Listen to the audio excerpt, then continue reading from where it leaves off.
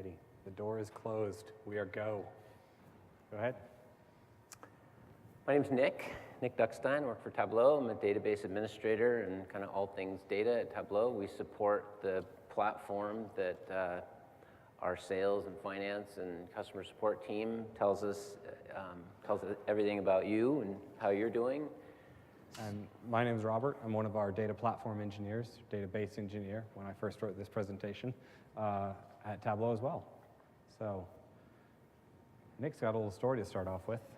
So this was my preparation for this talk. I was actually on a sailing trip. There is relevance. Just go. So the relevance of this talk was when we left the dock, the flotilla captain said we're going to focus on three things on this trip. We're going to focus on safety, focus on learning a little bit.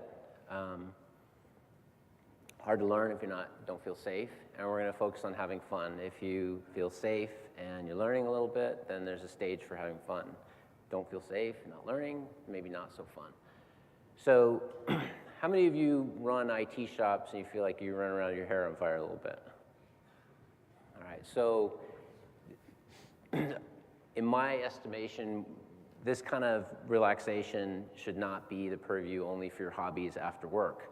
And what we've tried to do in this presentation in our work is use data to make things a little more safe. In IT terms, that's about availability and performance in our database environment.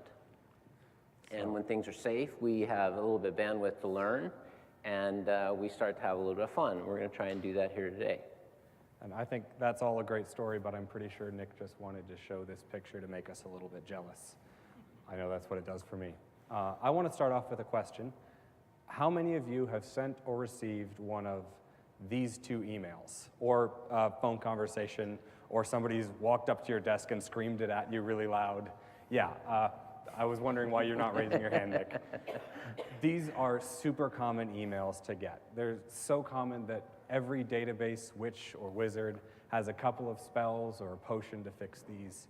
You can create a new index, turn a no expand hint on a view, maybe turn off named pipes, something like that.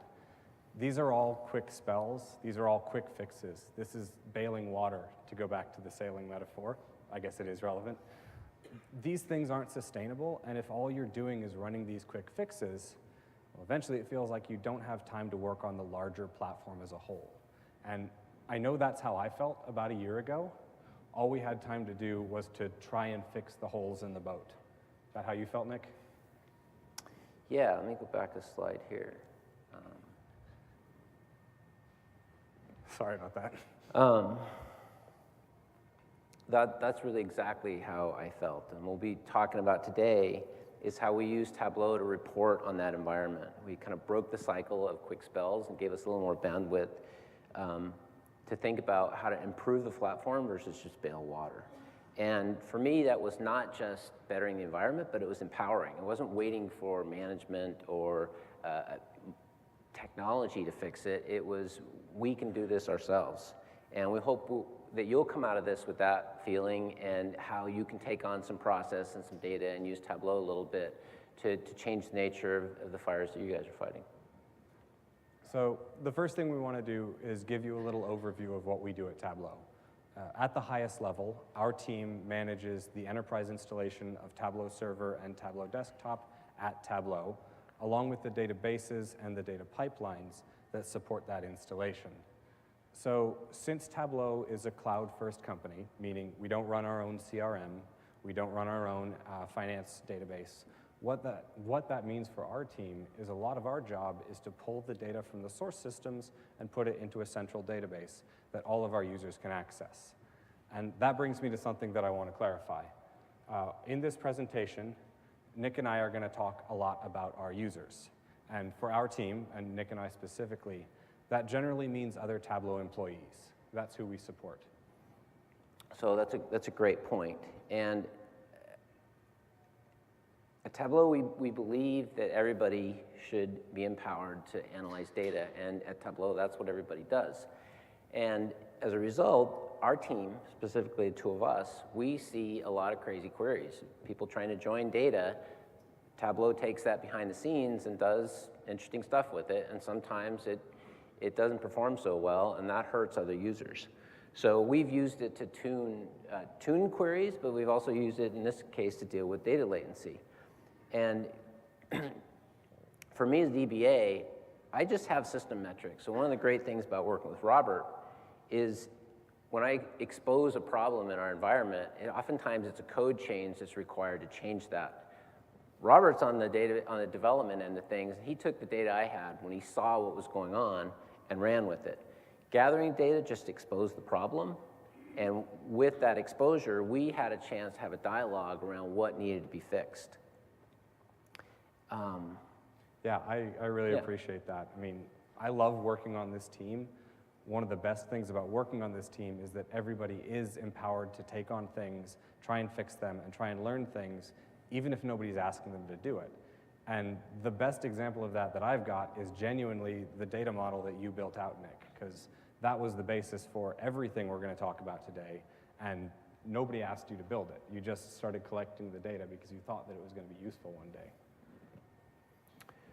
So the first thing I'm going to share here is a little bit of this data model that Robert mentioned. And again, this is the idea of going beyond the default. Any database platform will give you metrics about what's going on with its server.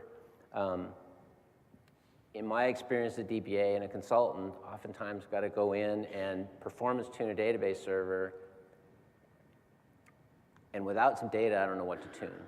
And if I don't have a set of tools, and we've all got our bag of tricks that we show up with, that I can install on a server and start gathering metrics quickly and then analyze it, it's a problem. So this is a toolkit I've had that gathers data about SQL instances and databases and tables historically that was already there. In order to do this analysis, we just added another table. We'll come to that one later. The important thing to notice about the data model is this is nothing special. And don't feel like you have to take notes on this. We're going to show you a couple of technical details about our environment. They probably won't directly apply to yours. We're just showing them to give you an idea of what we're working with. And that brings me to the next thing that I'm going to show, which is a little bit about our server hardware. The only thing I'm going to say about this is that I'm not going to say anything about this. It's not actually important at all. We really just wanted to put this up there to show you that we're not running this data platform on a couple of hamster wheels under our desks. We've got some real servers behind this, but fast servers was not enough to make the whole data platform fast. So I think that's enough context to start with our first story, which I've lovingly named The Mystery of the Latent Load. This story starts with our main ETL job, which is what we use to extract the data from our cloud systems and bring it into that database that I talked about earlier.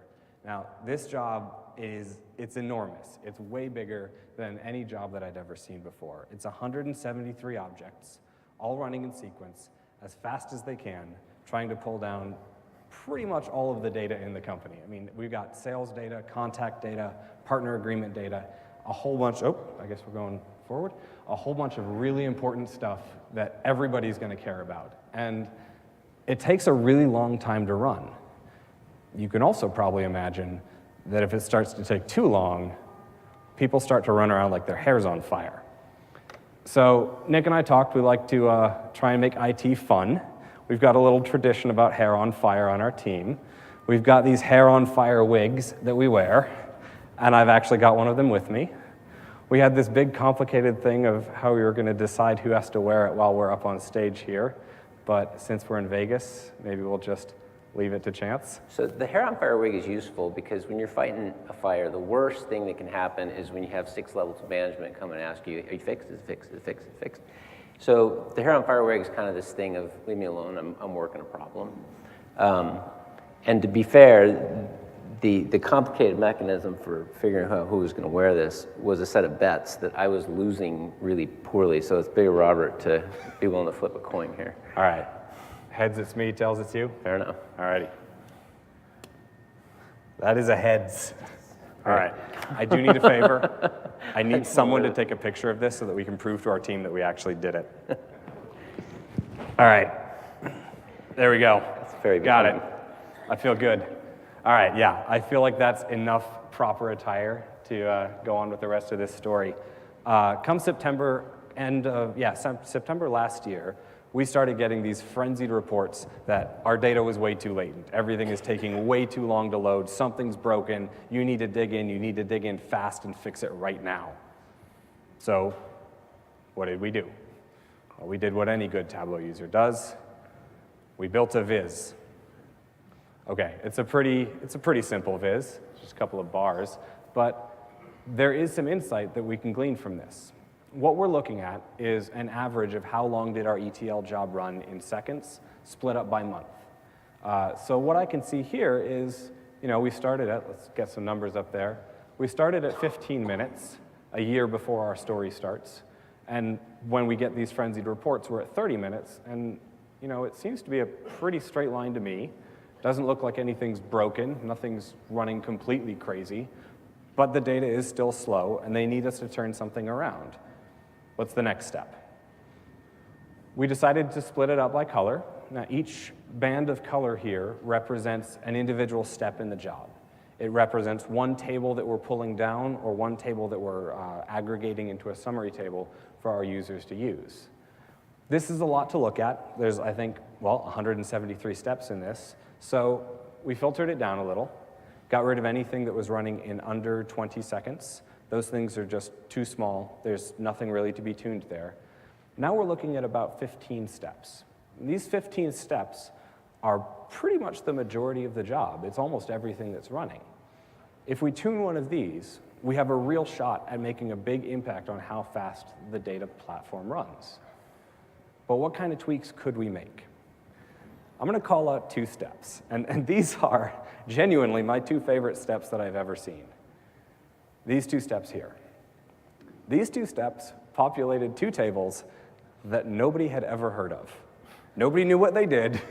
We couldn't find any documentation of why they were created. We had one of the members of the Tableau server team look at it, and they couldn't find any dashboards that were using this. Nothing. We didn't even understand what the names meant. They didn't make any sense to us. But we saw what data was going into them. So we knew what kind of data they held. And we could validate with the rest of our department that these 2 steps aren't important for end of quarter. We don't need them to do the rest of the weeks.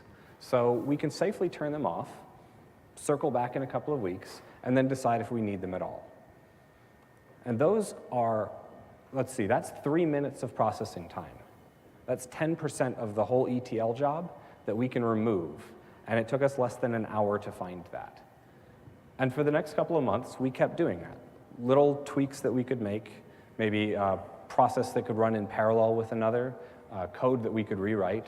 There is one step, we don't have it up here, it's in a different job, but we got it running 400 times faster than it was before. It used to take 6 minutes to process, now it goes in under a couple of seconds.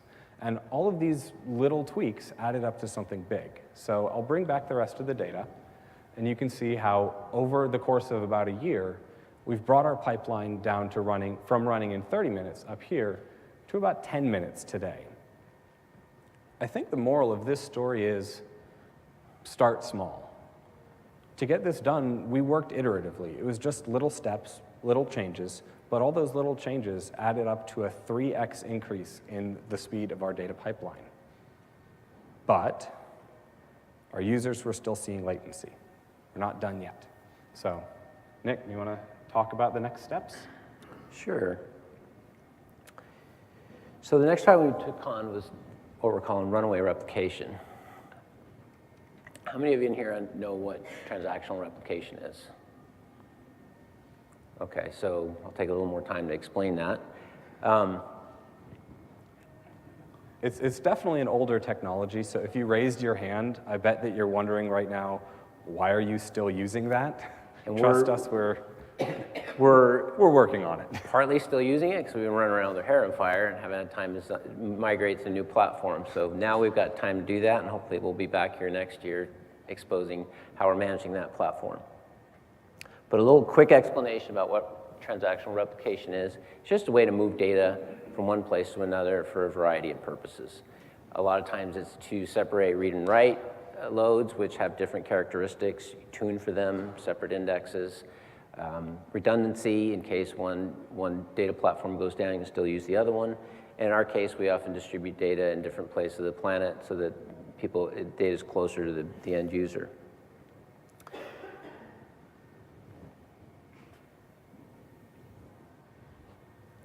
So there's a bunch of ways that when replication goes bad, that you fix it, but again, it's just bailing water. You do it, it's fixed, but it can just keep reoccurring. So getting some idea about what was going on, again, we cracked open a viz. I'm going to take a step back and notice that all these vizzes are pretty simple. It's just a timeline with some data, often times an average or a max. Robert and I aren't Zen masters by any stretch. Most of the people on our team, there's about 6 of us. Most of the people on our team, and I find this true in IT, when you operate data for other people, we don't tend to use it ourselves. And so cracking open Tableau on some simple data sets, nothing fancy, but we were able to get huge impact with this. And it's an impact that I wasn't able to have in previous lives as a database administrator because I didn't have a tool like Tableau. Had the same data, I just didn't have a way to present it to management in a quick and efficient way. Difference between 10 minutes and half an hour. I might have 10 minutes, didn't have half an hour. In this case, we were able to get buy-off to actually take some of this stuff on versus some of the other activities we were taking on. So this viz just shows when replication was backed up. By backed up meaning we had data in the source, we had processed it, and users still couldn't see it. And we were able to tune some of these. Get this to work. You see some of these big tan yellow bars went away, but users still saying we're not seeing our data, at least to a less extent, but some users still saying we're having a problem. So this led us to one of the big realizations, we need to find some data that's relevant to the users. Replication, CPU, perf-mon metrics, database metrics, those are all system metrics, but they don't really represent what's going on with the user.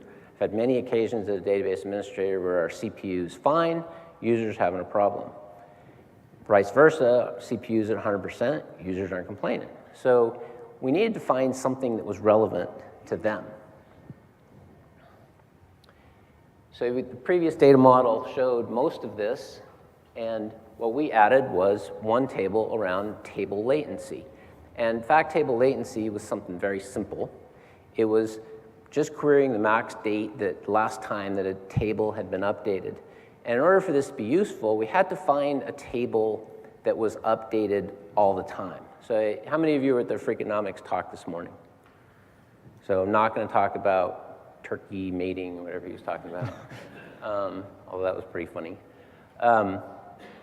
More about the difference between 99%, and you think that's close, but in his case, 300 million records, 1% was 3 million, and that's enough to continue to get noise. We had to find something that every time we gathered it, we collected the data, we knew it had been updated. An example of where we have 99% is a customer support call. When that comes in to Tableau, our customer support team wants to know about it quick. And if they don't have that data in 5 minutes, we start getting called. But there's periods of time during the night, some weekends, when there's no customer support calls. And if we were alerting on that we didn't have any data, it would actually be creating false positives. So we had to find something that every time we queried it, there was an update. That's what this table shows. This is our source server. So when we see something red, in this case, we know data is outside of our SLA. So if we haven't processed it on this server, we don't expect it on either one of our reporting servers. But all the rest of this is blue, which means we processed our data, our job ran, but on these reporting servers, we're not seeing something. What this showed was this is where we're having a problem it's not necessarily this table, but if we're experiencing for this table, some latency, then it's probably happening on tables that users really care about. Yeah, it made a really good canary. So Robert, you want to talk about how we pulled all this together? Yeah, so the moral of this story was it's about the users.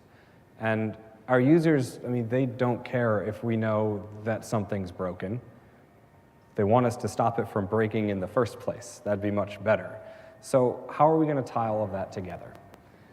The last 2 stories that we've told. We worked up to the moral, but for this story, I think I'm going to start with it. The moral of our upcoming story is check your assumptions. And all of our stories, in a way, have had some assumptions that we've had to check. The latent load story, we assumed that more data just meant that our job had to be slower. We found out that today we have more data than we've ever had before, and our job is running faster than I've ever seen it since I started working at Tableau. So that was a bad assumption. Same thing with replication. We found some big problems with replication, tuned our infrastructure, tuned our publications, thought that would solve all the problems, still had users complaining that they didn't have their data. And then, remember I said I wasn't going to talk about the hardware at all. That is a little bit of a lie. We bought that hardware just after I started at Tableau, and we did some back-of-the-napkin calculations. So that hardware was 5 times faster than the hardware we were running on previously. We thought it would make our ETL 5 times faster. We thought it would take it from 15 minutes down to 3 minutes. So we installed it, and it took our ETL from 15 minutes down to 14 minutes and 30 seconds. So didn't really get us the impact we were hoping for. We assumed that faster hardware meant faster data. Turns out that was a really bad assumption. So the next story we're going to tell is we've called suspect sums, and I kind of did that mostly just because I wanted to continue the alliteration theme. But if you don't understand what that means, don't worry, we're going to get to it. We did think the best way to do this was probably with a demo, so let's switch over to that. Now, because we are actually going to be querying our live or our real metrics, yeah, we are going to be querying our real metrics. We did have to do this on an extract, so there's not a whole lot of exploration we'll get to do, but we will show you a little bit of the process that we used to analyze this data. So we'll start with this viz, which is, it's the familiar one that we started off with, and eagle-eyed viewers might notice this little drop here between these two, that's where we installed that new hardware. So really didn't get anything like the benefit we were expecting. See if I can do this with the mouse here. Yeah, when we installed that new hardware, it basically got us a month's worth of benefit. We moved, 2 months later, we were at the exact same level of performance. So this viz is really good at analyzing trends. It's one of my favorite vizes to dig into to see if our job is getting slower, if it's staying relatively stable. But replication stuff like this, we need to be able to solve it quickly. We need to drill into like a specific execution of the job and find out what's going on with that and if it's having an impact on our system. So what are we going to need to do? Well, we're literally going to turn this viz on its side. So we built a different viz as a Gantt chart, and it's not showing up as I'd hoped up there, but that's fine. This represents all of the executions of every ETL step in our jobs. And we've got multiple jobs up here. So this is the job that we were showing earlier, the all data job. Every horizontal bar represents an individual job, and every vertical slice of that bar represents a step in that job. The bars are colored differently to show how much data did each step actually transform. So if it's blue, it didn't transform a lot, probably under a couple thousand records. But as it moves through yellow and orange, that means we're transforming a lot more data. So to get real value out of this, we'd like to correlate it with, and I'll bring up the viz that Nick showed earlier, the table latency viz. This is the same viz that Nick showed, just a little bit zoomed in, and it shows how latent the CI polling table is, that table that gets updated every 30 seconds. What's really nice is both of these are time series data. So it's really easy to correlate the two of them and see if one is having an impact on the other. All you have to do is stack them on top of each other, which is what we did for this dashboard. So here we've got the ETL jobs lined up showing the replication impact that those jobs might be having. So here's an assumption that we had to check. At first, we assumed that what could impact replication was just how many records got updated. If 20,000 records got updated, that's obviously worse than 100 records getting updated. If 100,000 records got updated, that's worse than 20,000. That was our first assumption. But it turned out that was not entirely true. This job up here, case master, about every 2 minutes, that's updating 20,000 records. Should probably look into tuning that one of these days. You would think that that causes a lot of replication issues, but I mean, replication is pretty stable. We don't have breakdowns every 5 minutes. That was the assumption, that was the realization, is that reporting on the sum of the records that have been changed, there we go, suspect sums, reporting on the sum of the records that have been changed doesn't tell us what's actually happening. We need to see how weird was that. If a job updates 20,000 records every 2 minutes, but we never see anything, that's probably not the job that's causing the replication failure. But if a job updates 1,000 records, usually, and now it's updating 100,000 records, well, maybe we want to look at that one. So I built a little parameter up here that lets us switch between them so we don't have to try and rebuild this viz, mostly just because I have a deep-seated fear of conference Wi-Fi. But that switches to reporting on the standard deviation. And if you haven't taken college statistics for a while, don't worry. Standard deviation is just a way to report on how weird something is. Does this happen all the time, or is it something that hasn't happened in years? So now we might have something that's correlating. We've got a bunch of red happening here, and if we draw a straight line down, after all of this red, replication starts to go crazy. And I will bet 10 bucks that if Nick isn't the one that remembers getting paged about this, it's his cohort Ray. So what you're saying there is the red doesn't necessarily represent a lot of data, it just represents a deviation from the norm. Exactly. So the case master data, and we can switch back to the data volume, that's still updating a lot of data. It's still updating 20,000 every 2 or 3 minutes. But when we switch to reporting on outliers, you'll notice almost all of the case master stuff goes away because 20,000 is normal. It just happens all the time. One of the fun things about this is these 2 bits of data live in completely different systems. They're not from the same monitoring tool. They're not from our logging.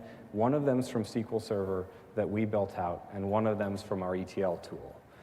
But with Tableau, correlating these 2 pieces of data was, I don't know, 10 minutes worth of work, and that's something that we'd never been able to do before.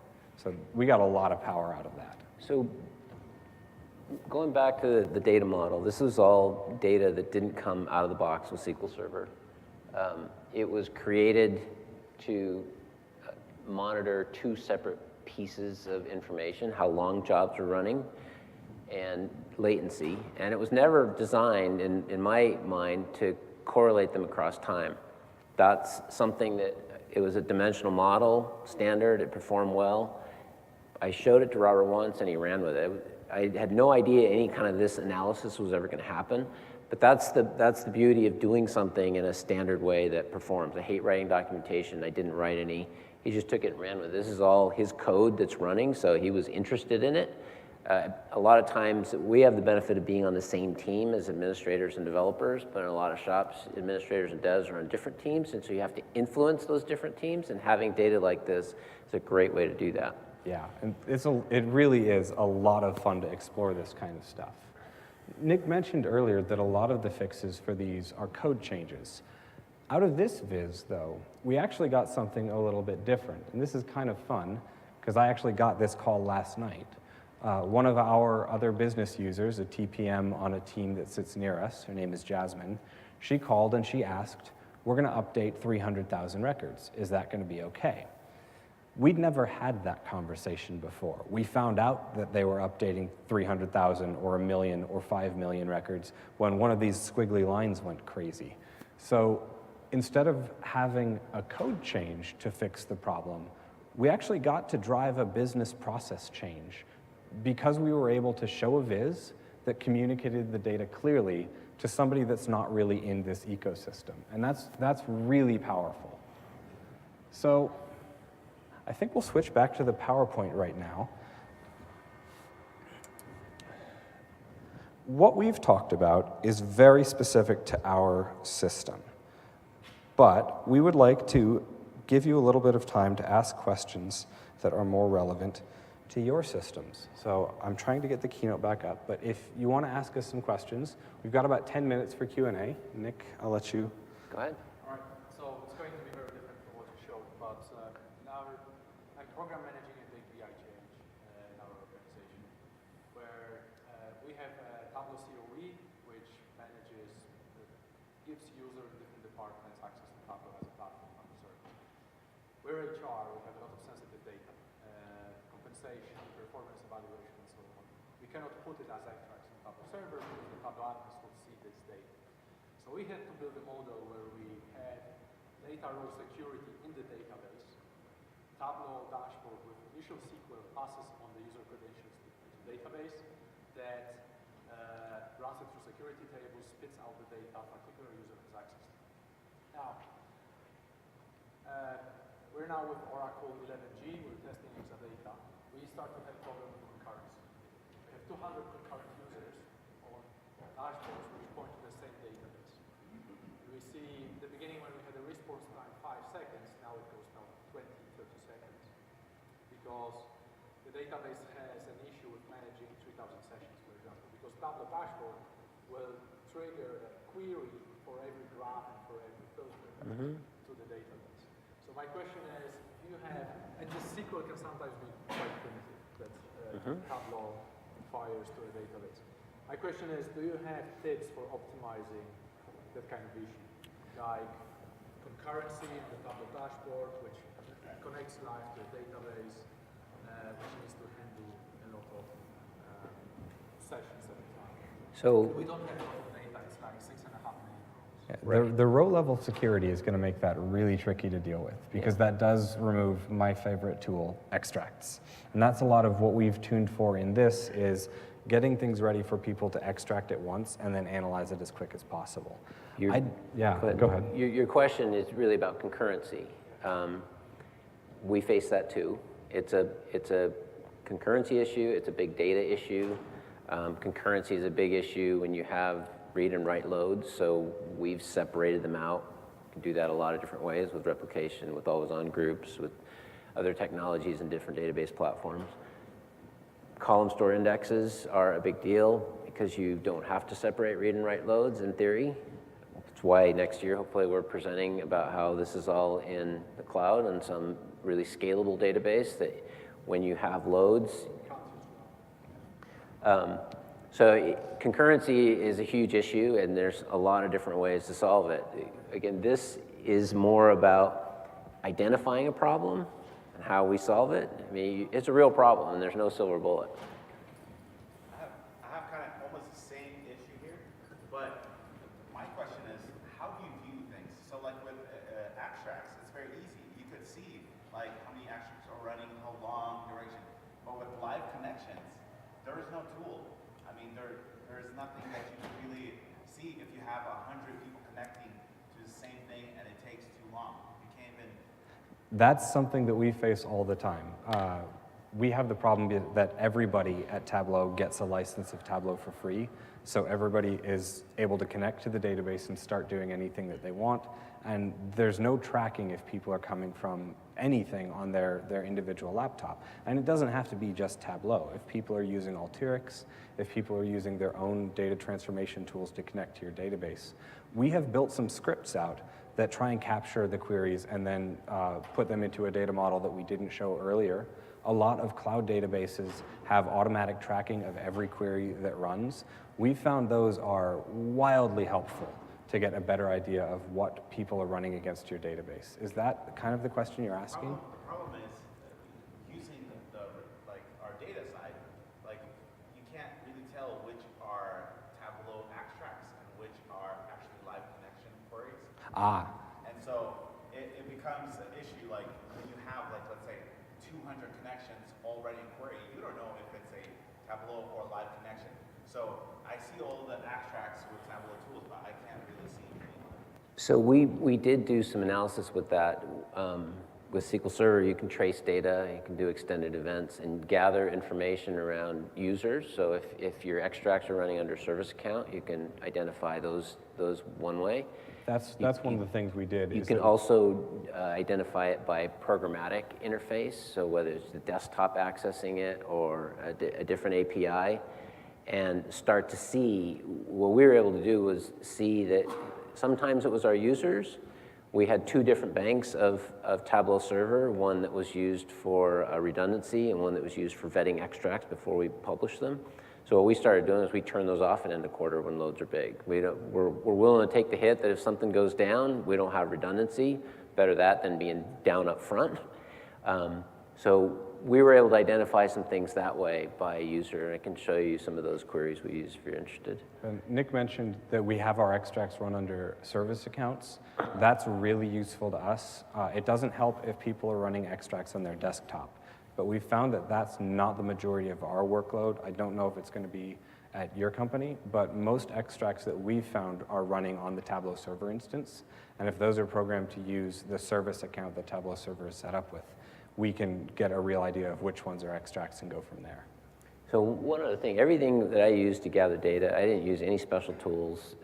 Everything comes out of the box with Windows. It's PowerShell. I use the API in PowerShell to get perfmon data, a SQL command to gather data, and for example, job history. One of the frustrating pieces in SQL Server is if you go to SQL Server agent and look at job history, you get couple weeks or however much you're storing on there, and you don't get a visual of it. Some of these jobs wouldn't even come up because the history of a 170-step job takes too long.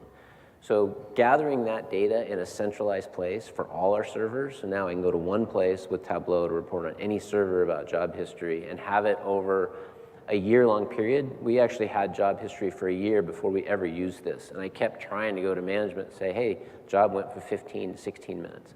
From 16 to 17 minutes. They never wanted to do anything. When it hit a 30 that they freaked out. I'm like, now we got to do something. I'm like, what was that all about? It's like when a stock hits 80, all of a sudden people go, oh, it's going to go to 400. Or if it goes down to 70, then everybody sells.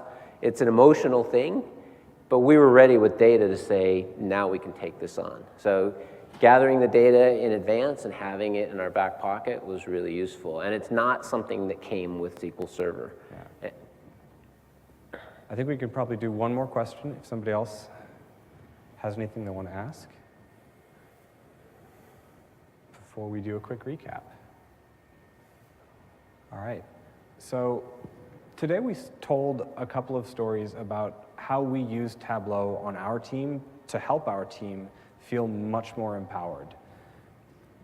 These stories have helped us to not only, break out these wigs much less often, but they do make IT a lot more fun. We have a lot more headroom to work on the stuff that we want to do. So what are some specific takeaways? Start small. All progress in IT is incremental. Just take little steps, apply some science to it, state your assumptions, take a baseline measurement, and then test it end to end and see if the change that you made had the effect that you were hoping for. And then really the piece that was game-changing for us was taking a step back, not just crunching the data, kind of how he was talking about this morning, but taking a step back and seeing if we had the right data. And it took a bit to figure that out, that what is relevant to the user's data that has a heartbeat that's regular. And once we figured some of that out and had that data, our analysis completely shifted. One of the biggest bits for that was to trust our users. Our users always looked at how recently was the data updated on the table, so that's the metric we built out. They have the wisdom, they know what they care about, so we started reporting on that. And then the last one was check your assumptions. Not all assumptions are bad, but if you don't take a second look at them, you can miss out on some really valuable insight. When we were writing this presentation, we also kind of noticed there's one thread that connected all of these stories. All of these stories represented taking one step outside the norm. I mean, the first story, we built a new way to report on our ETL job, and that was just one step outside instead of using the default interface. In the second story, we captured data to represent the user's experience rather than just the system metrics. And we also built out all of these things that gave us a better idea of what we were dealing with. So one step outside of the norm, and then take another step, and then take another step. And all of those can build up into a real big impact on your data platform. That's our presentation. We do have a few recommended sessions, but I do want to ask a question. Do you feel like you got at least something valuable out of this? Something small. Do you feel like you've got an idea of something that you want to take back and check out? Write it down. Put some time on your calendar and dig in, because just taking that one first step, I guarantee you will find some really cool stuff in there. Yeah, for me, this is really, there have been far too many jobs where I've kind of let it up to somebody else to make my job funner and more enjoyable and less crisis management. And when I finally started doing some of this on my own and being empowered to lead and present this stuff, it's made all the difference. Management appreciates it, but they're not going to necessarily ask you to do it. And it really is one step at a time. You uncover one thing and you find another. So we haven't solved everything. I came straight from vacation to this, and I called my colleague at work who's covering me, and he didn't even say hello. He said, "You're never going on vacation again." So I got more work to do, but incremental progress. So we also reported a lot on this metrics data that we've been capturing. That's the next thing. If you haven't already started capturing this metric data, go start, because there's a lot of value in looking at it. And if you are already capturing it, capture some more. There's definitely some data out there that can help you get another insight. The last thing that we want to say is, if you haven't picked up on it, Nick and I are pretty much database nerds. I'm even wearing the nerd alert button. So if you want to come talk to us about some of the more nitty-gritty details, come find us. I will be wearing this wig at Data Night Out, so I should be easy to spot. We're happy to dig in and talk database indexes, no expand hints, named pipes. So come find us. Thank you for coming to our presentation. We'll be up here. We got another 15 minutes, so come talk.